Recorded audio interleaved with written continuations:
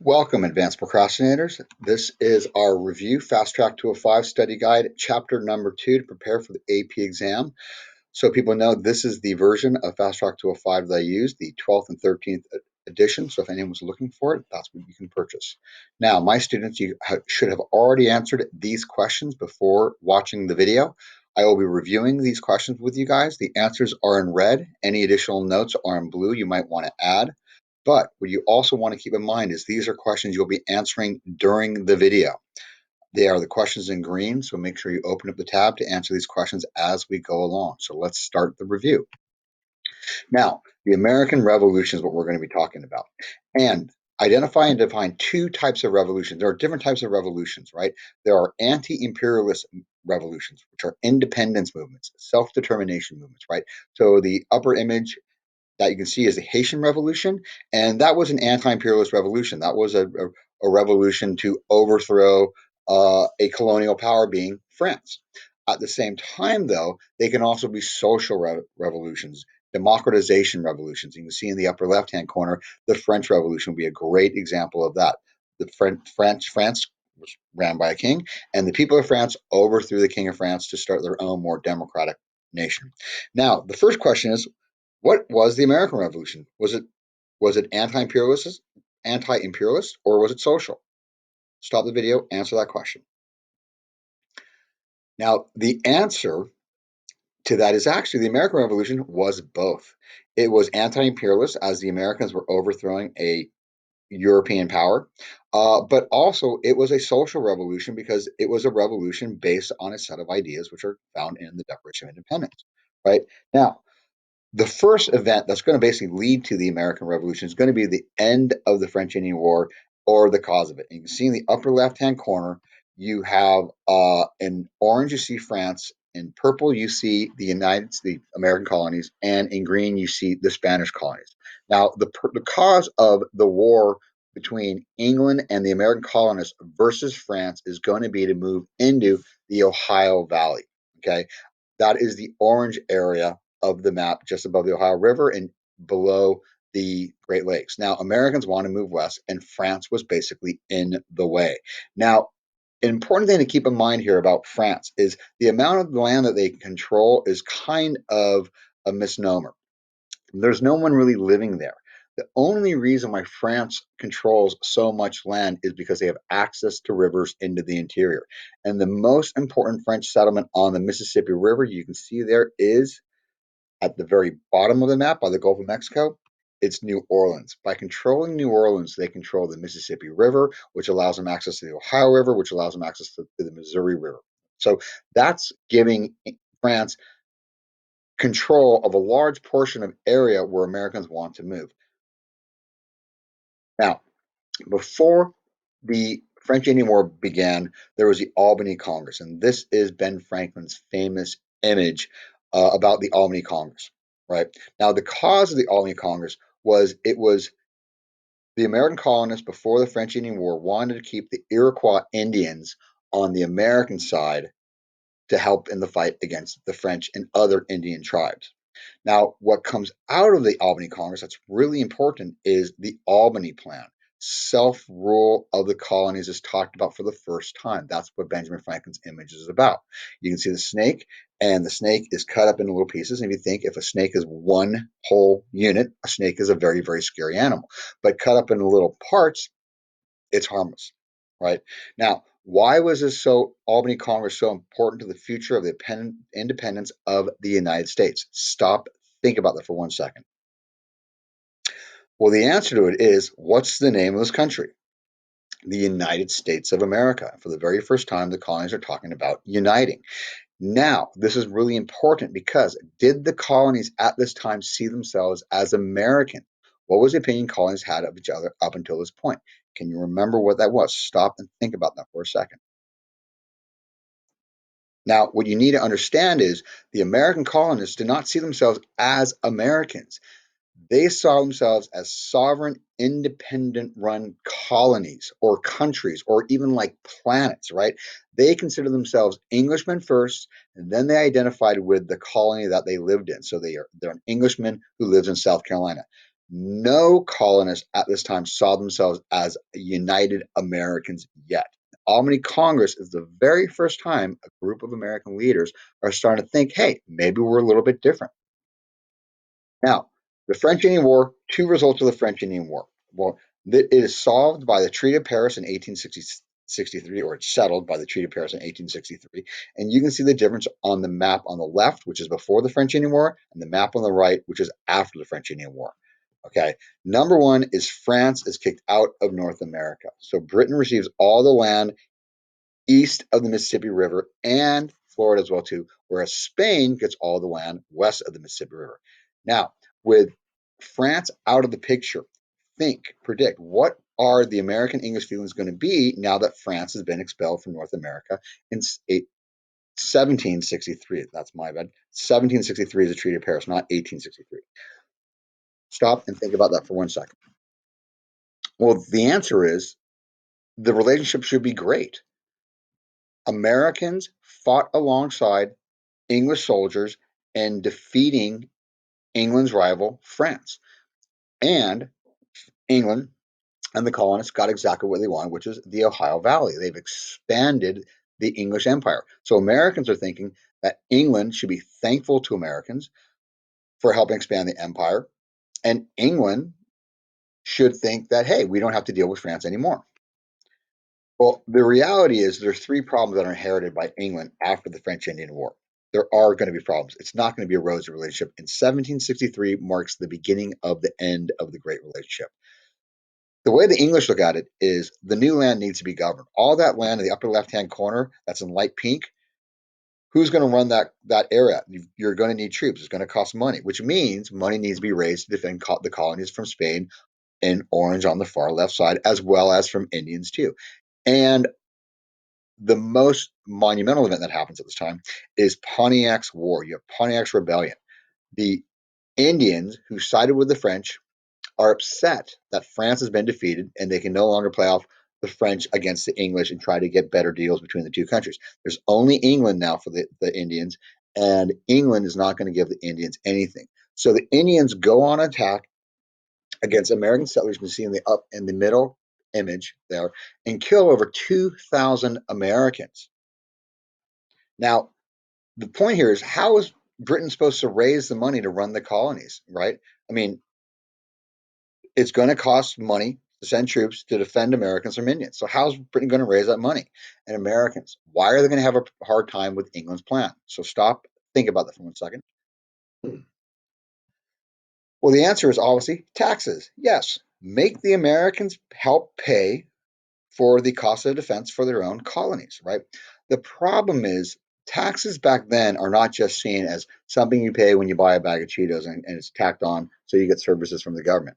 Taxes, from John Locke's Life, Liberty, and Property, property or money equals liberty. If you have money, you have more freedom to do things. And taxing is seen as a way that the government is taking away your property, which means government's taking away your freedom. So Americans are very sensitive to the idea of taxation. Now, also, up until this time in 1763, the way the colonies are being run has been called salutary neglect. Now, it's also known as benign neglect. And the colonies for 150 years have basically ran themselves. England's not got involved, and the Americans have been able to make their own laws, tax themselves, run their own companies for the benefit of the empire. And that's called mercantilism. Now, what mercantilism is the colonies are there to make England rich. That's why England supports the colonies. It's not just to start a new world, it's that the colonies are making England money. Now, with mercantilism, the colonies can only trade with England. And on the image above, you can see that the colonies, American colonies, they make raw materials such as rice, tobacco, timber, fish. Those are sent to England, and England sends back manufactured goods such as glass, paint, guns, clothes, things like that, right? Now, um, America is England's largest customer, and England is America's largest customer. So what's good about this is both sides are making money. But the problem is, how does mercantilism hold back the colonies? Well, Stop it. Okay. The answer is this, as I tell my students all the time, what makes more money? Raw materials like apples or Apple, the company that makes your phone? And the answer is making manufactured goods makes more money. So even though the colonies are making money by selling raw materials to England, they could make more money if they were able to make their own manufactured goods. Now, a couple other events happened in 1763 that changes the relationship between England and the United States. Number one, England elects a new prime minister, George Grenville. Now, the prime minister before was William Pitt, and he supported the colonies during the French-Indian War, and the colonists really supported Pitt. They felt that he was their guy. In fact, we named Pittsburgh after William Pitt. Prime Minister George Grenville, his idea was the colonies exist only to support England. And England took on an incredible amount of debt in the French-Indian War in defeating France, and Grenville wants the colonies to pay back some of that debt, which means the policy of salutary neglect is going to be abandoned with George Grenville. England is going to get more and more involved in the colonies' affairs. One good example of that is going to be the Proclamation Line of 1763. Now, what was the Proclamation of 1763? Well, basically, if you can see in the upper right-hand corner, that is where the green colonies end. That is an imaginary line in the Appalachian Mountains that says that the colonists cannot move west of that line. Now, the colonists could move west of the line, but the problem was if you moved west of the line, you couldn't actually claim the land. You'd be a squatter. So any effort you put into your land over there could be taken away from you at a later date. As well as the fact that England's saying, we're not protecting you from any Indians over there. So if you go over there, you do it at your own risk. Now, why were Americans so incensed by this law? This is a law that really upsets Americans. Stop and think for 1 second why Americans would be so upset they cannot move west of that line. Well, the answer is the French Indian War was a war that was fought to get land west of the Proclamation Line of 1763. So we fought a war to move into the Ohio Valley. Also, this is the very first time that England's telling the colonists where they can and cannot go. We've had 150 years of benign neglect, and for the very first time, England's now saying, nope, can't go west of that line. Now let's go back 100 years to Bacon's Rebellion, because this is actually the first event between American colonists and English rule that led to a conflict in America, and it kind of sows the seeds of what's going to happen in the Revolutionary War, or why Americans are willing to fight and stand up. Now, Bacon's Rebellion, the problem here was that poor ex-indentured servants, who are basically like white slaves, right? They wanted protection from Indians, and the British governor of Jamestown, Virginia, refused to protect the settlers. So the settlers in America, when we get mad, we rise up and we burn stuff. So the settler, the indentured servants, rose up and they burned Jamestown to the ground. Now, this is important.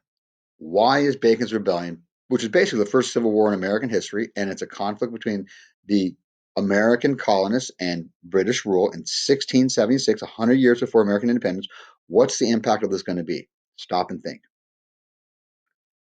There's going to be two significant impacts. Number one is that the colonists have a feeling that the English government is favoring the rich over the poor, or in this case, for the American Revolution, England's favoring England, not the Americans. The other reason why Bacon's Rebellion is infamous is because it creates a need for a less troublesome labor source, that's slaves. So after Bacon's Rebellion in 1676, that's when Americans starts going more into the slave trade and investing in slavery. Now, the Stamp Act. This is going to be the first tax that's really going to unite and set off the colonists towards their pathway to independence. Now, remember, the Stamp Act was a tax on all printed goods to help England pay back the debt from the French Indian War, right? Now, Americans had taxes before, but what was so unfair? Was it unfair to tax England to want the colonies to pay for the French Indian War? Stop. Think about it for 1 second. Well, the answer is no. The American colonists gained the benefits of not having an enemy in their backyard. So the American colonists were safer.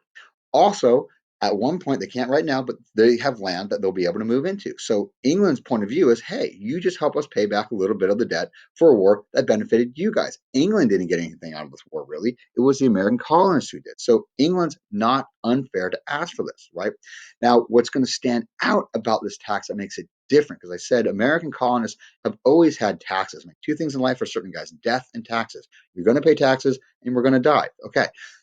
What made this Stamp Act different was this is the first tax where the money went to England, not the colonists, right? As I said to my students all the time, do you mind getting taxed where the money is going to go to pay for free college education? Yes, I'm willing to pay taxes to get free college education. How about paying taxes to fund a border wall between America and Mexico? Maybe more people might not be into that one. Okay, well, here the money's going to England, not to the local communities. And it brings up the idea of no taxation without representation. What does this mean? Well, basically, for the colonists to say, look, if government's going to tax me, I have to have a say on the taxation. And if I don't have a say on the taxation, I can't be taxed. And what's important about the Stamp Act is this is the first time that the 13 independent nations or planets start organizing. And they organized a boycott against buying British goods. Okay. Now, the Stamp Act never collects a single dollar. There are protests all throughout the colonies, and it is replaced by the Declaratory Act. And basically, the Declaratory Act said that England can make any law whatsoever. So, yes, they replaced the Stamp Act, they got rid of the Stamp Act, but they say, look, we have the right to tax you later at another time. So, when you think about it, were the colonists really successful in their protests against the government taxing and government coercion? Stop and think, yes or no? Well, if you said yes, you could say the government listened to the people.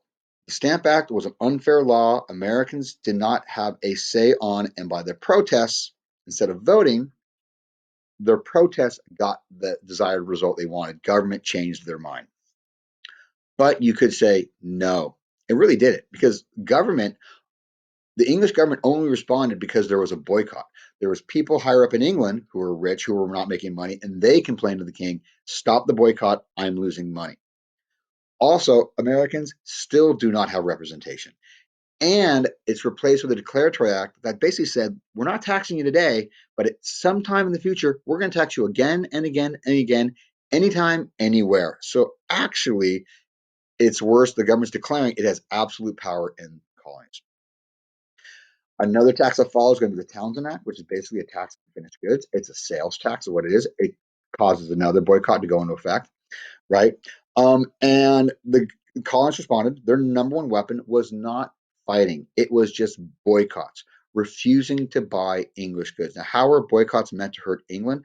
Well, remember, with mercantilism, the American colonies exist to make England rich. And the way the American colonies are making England rich is the American colonies are the largest customer of English products. It's very much like China today. China, who's the second richest country in the world, their largest customer is the United States. So China's making money off the United States. Same thing here. The English colonies are making money off of the American colonies. Now, the Boston Massacre. This is another incident, has nothing to do with the taxes, but you can see the two images above are depictions of the Boston Massacre. Now, the reason why this happened when British troops opened fire on a group of American protesters in Boston is that the English soldiers were taking second jobs for less pay than the colonists in Boston, right? So the American colonists, or the really dock workers, are what it was, they took the streets and in this protest, right, the British troops opened fire, killing several Americans and wounding others. Now, this incident was publicized all over the United States, and it upset colonists and moved them to be more confrontational towards the British soldiers. Now, the picture on the left is the depiction by Paul Revere of what happened at that incident. But the one on the right is probably a bit more realistic. Now, why do you think the image on the left was used and not the one on the right?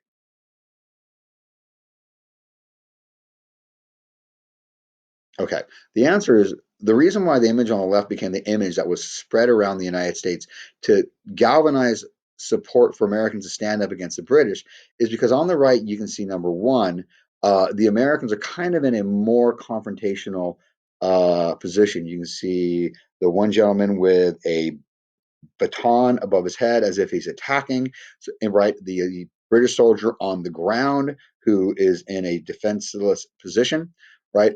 Whereas on the left, you can see the Americans just look like victims. The second reason is you can see clearly in the second image, you have Crispus Attucks. He was the African American organizer of the protests. And he is shot, and many people consider him the first casualty of the Revolutionary War because of him leading the protest.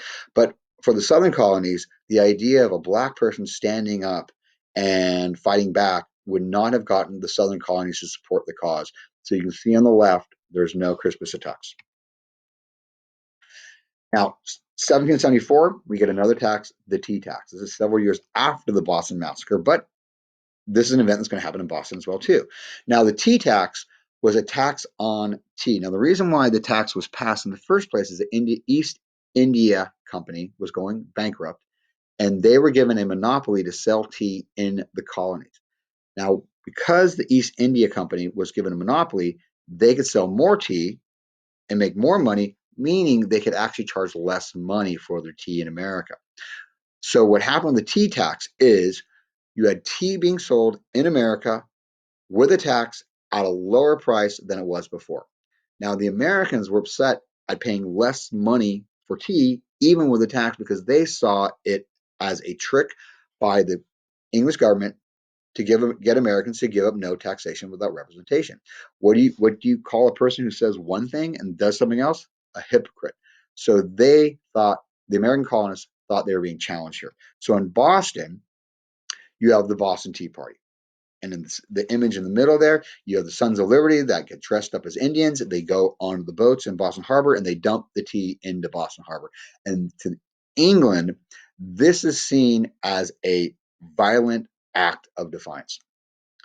Before, Americans protested and whatnot, but this time Americans or Bostonians took English property and destroyed English property. So to the king really thinks that the American colonists are on the verge of revolution. So he passes the Intolerable Acts. Now, the Intolerable Acts are several parts to it. They're also called the Coercive Acts in England. In America, we call them Intolerable Acts because they were intolerable. In England, they're the Coercive Acts meant to get Americans to go in line.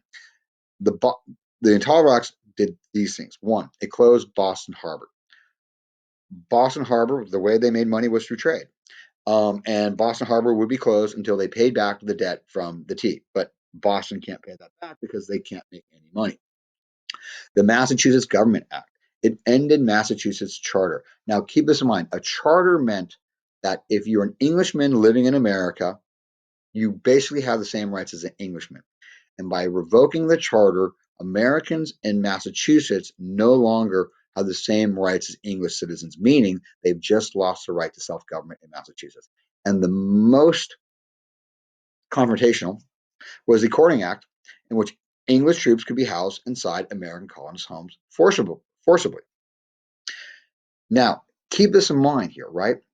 Number one, what's the purpose of government according to John Locke? A lot of Americans believe in John Locke's ideas of life, liberty, and property. What's the purpose of government according to John Locke? Stop and think. The purpose of government is to protect people's life, liberty, and property. Government's job is to protect Americans. In this case here, with the Intolerable Acts, the government is not protecting property with the Boston Port Bill, it's taking away property. It's the government's job is to protect liberty. Well, in this case, courting troops, putting troops in your home is not protecting your liberty or your property as well, too. So think about this. We're looking at the cause of the American Revolution. How do Americans start to view the English government because of the Intolerable Acts and the Boston Tea Party? The answer to this is the English government's no longer seen as a benevolent, as a good, paternalistic institution that's protecting Americans' rights. They're starting to see the English government as an oppressive, tyrannical power that's trying to limit Americans and force Americans to do what England wants rather than protecting our life, liberty, and property. The last step towards Americans wanting to seek more independence is going to be the Quebec Act. Now you can see in the upper right image, Quebec, which is a French province, is extended into the Ohio Valley. And the problem with extending it into the Ohio Valley is it also said that Quebec would be Catholic and there'd be no democracy. So now, if Americans want to move into the Ohio Valley, hey, you can move into the Ohio Valley, but you're going to lose democracy, which you had in your colony. And rather than having freedom of religion or whatever the religion was in a lot of the colonies, you're now Catholic is the official religion of the Ohio Valley or Quebec. And most Americans are not Catholic, they're Protestant. Okay. So with the Quebec Act and the Intolerable Acts, you get the first Continental Congress in Philadelphia in 1775.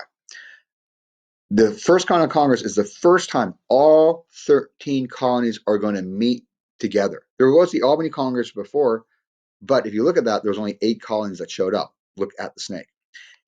This time, the 13 colonies are going to all get together to discuss how they should support Massachusetts and end the Intolerable Acts. Now, why should the other colonies care about a law that only affects Massachusetts? Because remember, the Intolerable Acts only punish Massachusetts. The Boston Tea Party happened in Massachusetts, and it's Massachusetts that's been punished. Why should South Carolina care about Massachusetts?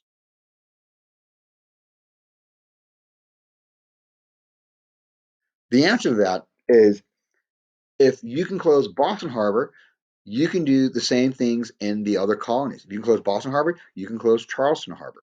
If you can take away a charter from Massachusetts, you can take away the charter from Pennsylvania. So the other colonies are thinking, hey, wait, what happened in Massachusetts might be only happening in Massachusetts today, but it could happen to us later. Now, at this first Continental Congress, there were 3 different groups of people from the colonies with different points of view of what the American reaction should be.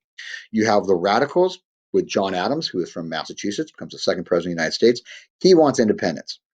You have the moderates like George Washington, who wants to repair the relationship between England and the colonies, see if we can get along better together.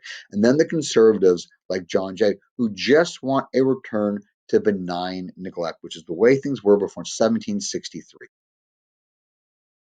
So, at the first Continental Congress, what do they decide when they adopt a declaration and resolves? Well, they decide that what the colonies are all going to do is they want the Intolerable Acts to end, open Boston Harbor. So that's the first thing they're going to tell the king to end the Intolerable Acts.